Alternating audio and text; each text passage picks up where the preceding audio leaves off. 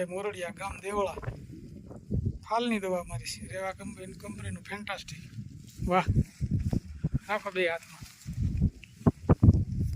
બે હાથમાં રાખો ને ફોટો પાડી લો. ગામ દેવળા, હિંમતભાઈ હરીભાઈ મોરડિયા, ગામ દેવળા.